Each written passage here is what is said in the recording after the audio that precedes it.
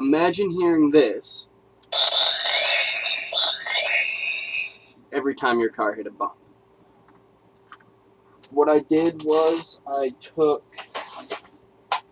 the little circuit board for making sounds out of this Harry Potter game. When you pressed a button, it made certain sounds. Whatever room you were in had rules based on what sound was played. But one of them broke, and it only plays one sound. Pretty fucking annoying. And then I took the speaker and battery housing out of this little teddy bear. You press buttons on his belly and he said letters or shit. I don't really know what exactly he did, but...